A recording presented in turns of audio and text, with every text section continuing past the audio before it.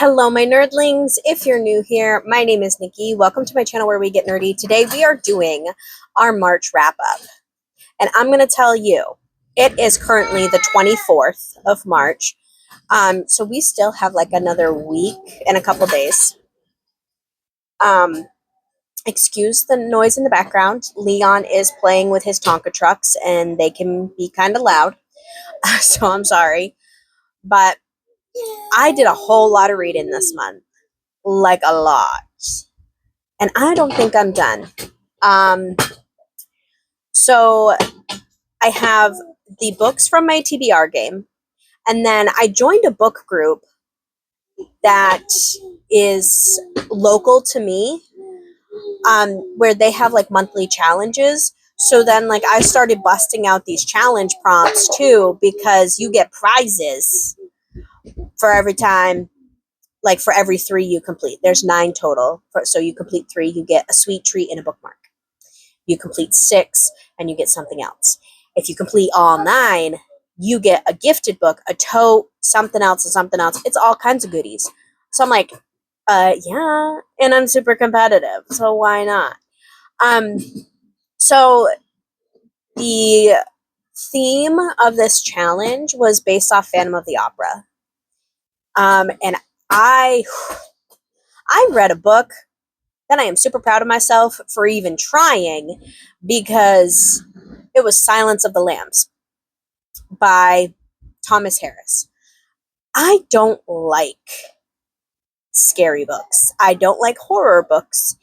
I just, like, I used to love scary movies and thrillers and all of that, but I kind of became a chicken as I got older, and it's gotten really bad.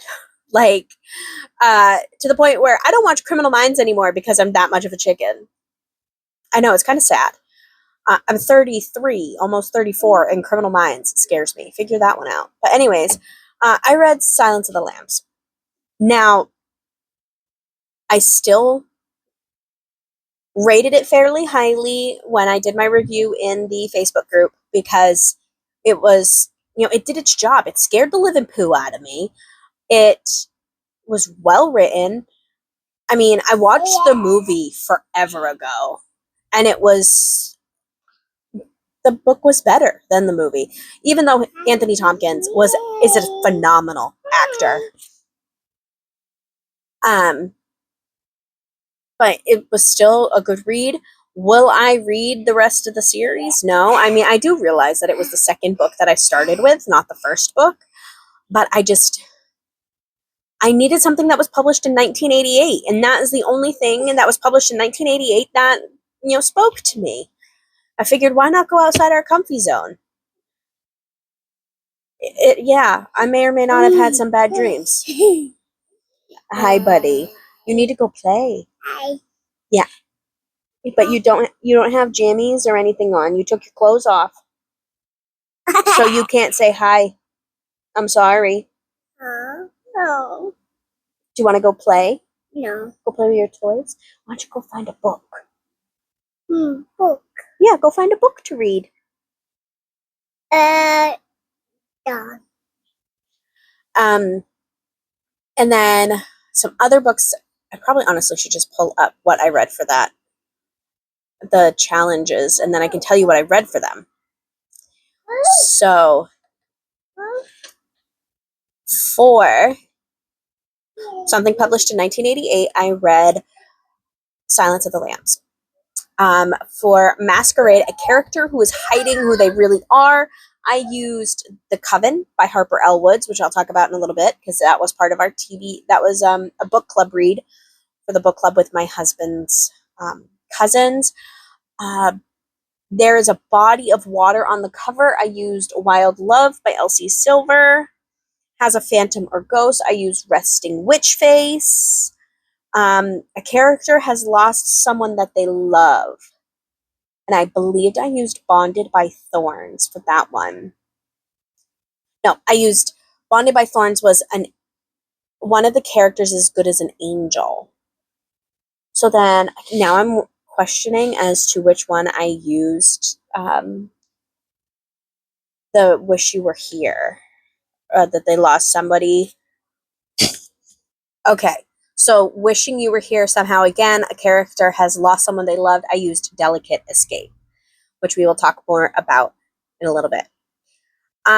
So for this thing, for the next few days of the month, I have 3 books I need to complete. I need something with night on the cover or in the title. So, like, if the background looks like a night setting, I can use that, or night is in the title. All I ask of you is there's an unrequited love. Currently, I am reading Truth or Beard by Penny Reid. I'll put a picture. It's about this young woman. Well, she's not even that young. She's a high school, like, calculus teacher. Develops a thing for this guy that has always had a crush on her all growing up. His name is Dwayne. But she always had a crush on Dwayne's twin brother, Beau. Yep.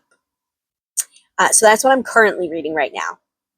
And then a book that has only black and white on the cover, I have Death Note Black Edition. I have maybe 50 pages left. Read it. I started it yesterday. I just haven't picked it up today because I just haven't gotten the time. And I kind of struggle with it, honestly, because the Shinigami, I can't say his name. I can't pronounce it correctly. It's like RYUK something. Yeah, I can't pronounce it, so I'm not going to try. He kind of creeps me out, not going to lie. Literally, I just said I'm scared of Silence of the Lambs. And so just the idea of a death god demon thing is scaring the poo out of me. But anyways, so those books we read for the challenge. Hi, editing Nicole here. It is now the 31st. And I have a book for the last one on the Phantom of the Opera challenge. And I read The Devil in the White City. This is technically, if you were paying attention to April's TBR, it was on the April TBR. But I started it early because why not? And I realized after, like, it's the only book I own that has night on the cover. So I used it. This, we are following the engineers and the designers and all of that, and the architects that are trying to pull off the World's Fair in Chicago in 1893. But then on the flip side of that, we are learning about H.H. Holmes and the absolutely disastrous, horrible things he did to people. So, yeah, this was what I read for night. So we completed the reading challenge. Anyways, back to past Nicole. Stuff that was on my TBR, that was actually on my TBR. I got to 1, 2, 3, 4, 5, 6, 7, and then, well, not even all of those were on my TBR because I went rogue. Not gonna lie to you. I went rogue twice this month. Or 3 times. I don't know. But anyways, Resting Witch Face by Juliet Cross. We are following Jules Savoy and Ruben Dubois. Jules is the head of the Supernaturals in the New Orleans area. And Ruben is like underneath her, like hierarchy wise, and he is the head of vampires. He's the vampire overlord. They had dated 12 years ago, and now they are going on essentially a business trip to convince other covens / guilds that we need to let the werewolves have a spot at the table, because currently the werewolves don't get a say in like the supernatural world of politics, like the politics of the supernatural world. Like the werewolves don't get a say because they're treated poorly. And this is them standing up for the werewolves, saying, no, they deserve a spot at the table. Right? And then, of course, it's a second chance romance. I'm sure you can figure out where it goes. Plot twist in this, didn't see it coming at all whatsoever. Really good. I love Juliet Cross. I have loved the entire Stay a Spell series. I also read The Coven by Harper L. Woods. This is following Willow and Gray. Willow is a young adult. We don't know exactly her age. It never actually says. We do know she has tattoos. She's a witch. And Gray is the headmaster of this school for supernaturals, where that's run by the Coven. And Willow goes there to try and take down the Coven because some of their practices are questionable at best. This is like 280 something pages. She put a whole lot of story in this 280 pages, let me tell you. Holy Hannah. But really well done. I have the second book of the series, and I'm hoping it doesn't divert too far from what I think is going to happen, because I don't know. It's just,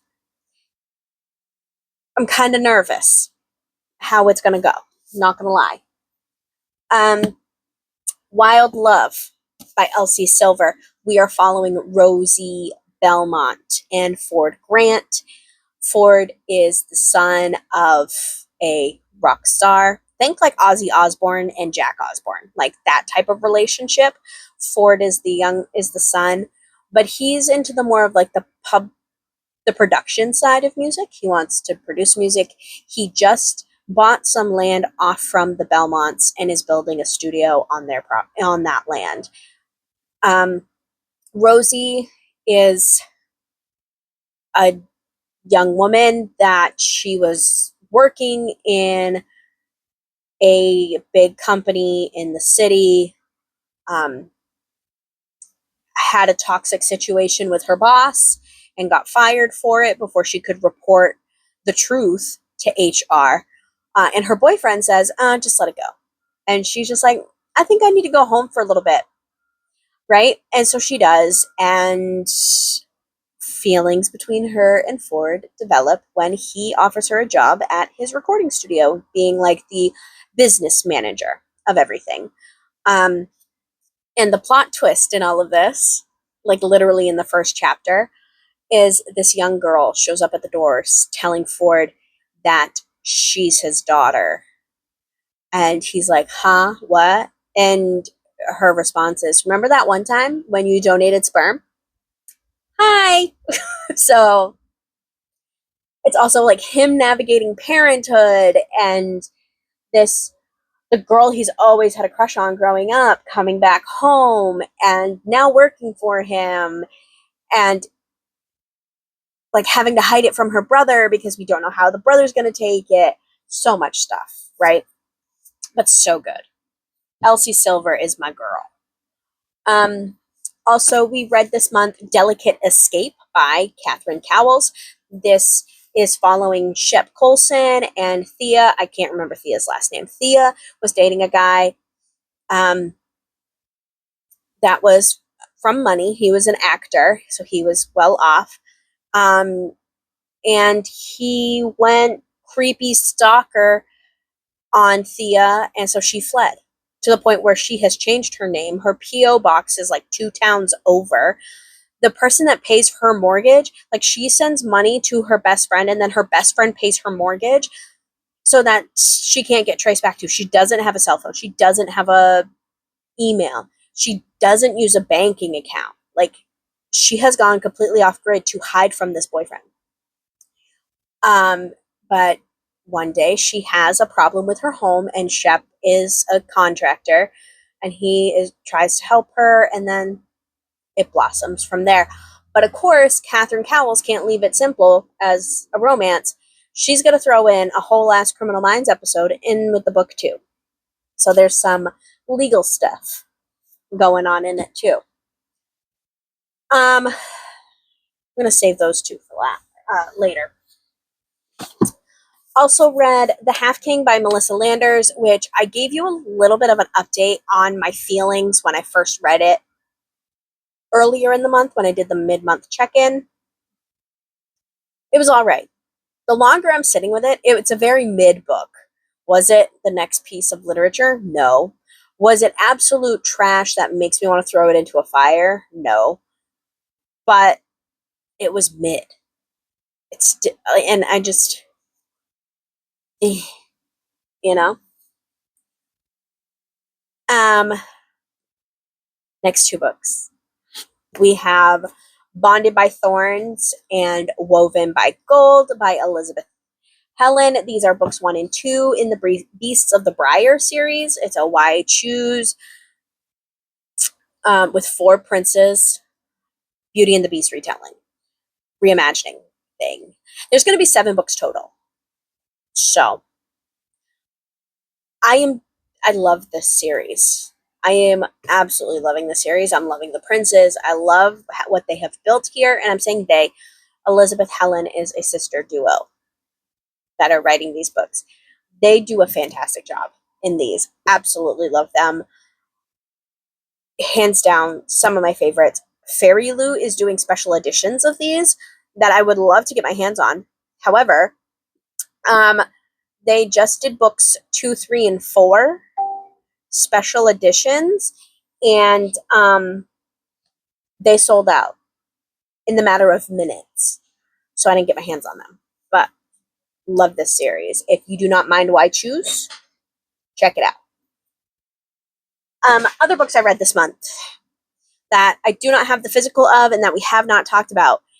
Kiss the Villain by Rena Kent. This is following Gareth and Gareth, what's Gareth's last name? Gareth Carson, Killian's brother from Legacy of Gods, and his romance with his professor, which this book is 512 pages. Did not need to be that long. She could have cut out about 200 pages there in the middle, and it would still been a beautiful book. But the professor, we are told his name is Caden Lockwood, and he teaches criminal law, but there's some suspect stuff behind it, like this Caden guy. But it is a dark male romance, professor-student standalone. I absolutely loved it. Was it perfect? No. But I did enjoy it. And then also, I read, Cruel King, which this is like, if you go on Rena Kent's website and you go to her suggested reading order, this is one of the orders. It's in this one we are following Levi and Astrid. Levi and Astrid are the parents to Brandon, Landon, and Glyndon from the Legacy of Gods. So, like, I already know they end up together, but I don't know their whole story. Do check trigger warnings for anything that Rena Kent writes. These are dark romances. They are spicy. Do not recommend them to anyone under the age of 18. So, those are the books that I have read this month. I didn't really give you ratings for a bunch of them because I don't know how I stand on them, 1, and 2, I don't want my ratings to influence your opinion. I've noticed that lately when somebody reads a book that I own that I haven't read and they say some not so kind things about the book, not in a cruel or hurtful manner, it's just like the book wasn't for them, it makes me not want to read that book. Even if I don't vibe with their reading tastes a good chunk of the time, it's been really impacting my reading, I've noticed. So I don't want to do that to you guys either. Okay, so books that I've read. Cruel King, Kiss the Villain, Resting Witch Face, The Coven, Wild Love, Delicate Escape, Half King, Woven by Gold, Bonded by Thorns, Truth or Beard, Death Note, Silence of the Lambs, and then I just need to read one for that has the name Night in the title or on the cover. So we're looking at, I've already lost count. 1, 2, 3, 4, 5, 6, 7, 8, 9, 10, 11, 12. We're looking at roughly 12 books this month. Holy Hannah. Right? Did I do that? Did I count that right? I don't know. You'll have to, I don't know. I'm losing track. I forgot my ADHD meds today, and it's definitely winning. But anyways, like the video if you did. Comment down below what you read this month. What were some of the best books you've read this month? Some of the worst books you read this month? I'm curious. Hit the subscribe button if you want to see more, and until next time, you are loved, and you are valued.